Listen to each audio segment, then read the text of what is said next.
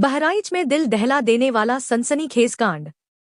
पति ने पत्नी समेत 3 बच्चियों को जिंदा नदी में फेंका, अभी तक शवों का कोई पता नहीं चला। मंदिर दर्शन के बहाने ले गया था आरोपी पति। जनपद बहराइच से रूह कंपा देने वाली घटना आई सामने। यहाँ एक युवक ने 7 वर्ष पहले अपने भाई की जमीन हथियाने के लिए हत्या करवा दी थी। अब उस केस में सजा से बचने के लिए केस की गवाह अपनी भाभी को वो डरा धमका कर पत्नी बना चुका था। उसे और अपनी 2 मासूम बेटियों समेत अपने भाई की 12 वर्षीय बेटी को नदी में जिंदा फेंक दिया।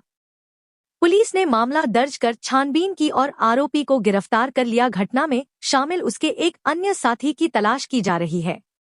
वहीं गोताखोरों की मदद से शवों की तलाश की जा रही है।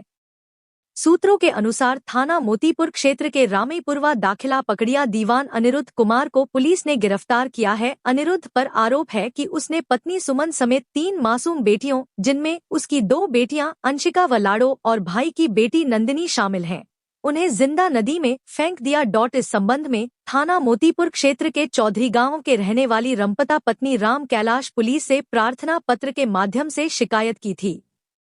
इस शिकायत में कहा गया कि उसके दामाद अनिरुद्ध ने बेटी सुमन व उसकी 3 नातिन को कहीं गायब कर दिया है।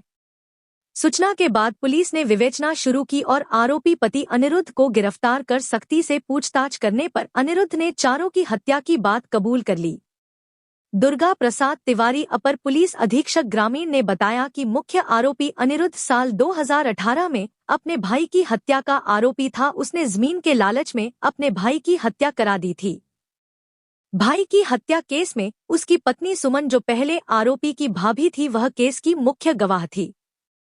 JTV न्यूज के लिए उत्तर प्रदेश मथुरा से डॉक्टर केशवाचार्य गोस्वामी की रिपोर्ट।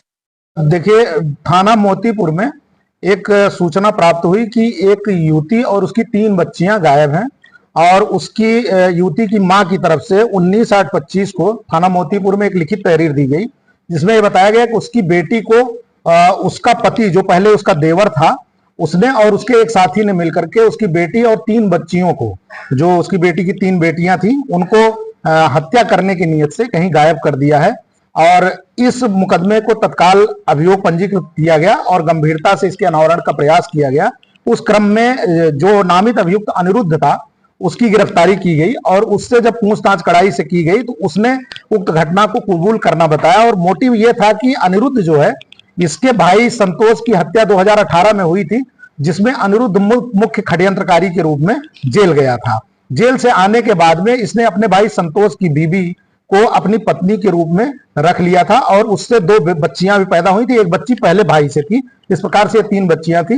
अनिरुद्ध जो मुख्य अभियुक्त है, उसका मुख्य उद्देश्य यह था कि किसी तरह से उक्त मुकदमे में, 2018 के हत्या के मुकदमे में, जो कि मुख्य गवाह इसकी भाभी थी, जो अब पत्नी के रूप में रह रही थी, वो सुलह कर ले और चल करके वहां पे बयान दे दे। इस बात को लेकर के इसकी जो भाभी, जो वर्तमान में पत्नी थी, वो टाल मटोल कर रही थी। इसी बात को लेकर के अनिरुद्ध नाराज होकर के इसको बुलाया था। 14 तारीख को अपने साथी के साथ में इसको और 3 बच्चियों को ले गया लखीमपुर खीरी जनपद में धौरारा थाने के अंतर्गत शारदा नदी के पुल पर रात में लगभग 3 साढ़े 3 बजे के आसपास में ले जाकर के नदी के पुल से नीचे अथाह पानी है इस समय वहां, उसमें हत्या करने की नियत से उनको उसमें फेंक दिया और उसके बाद फिर वापस आया। ये इसकी निशादेही पर जो है उन बच्चियों के कुछ कपड़े, एक जूता और महिला के भी कपड़े बरामद हुए हैं।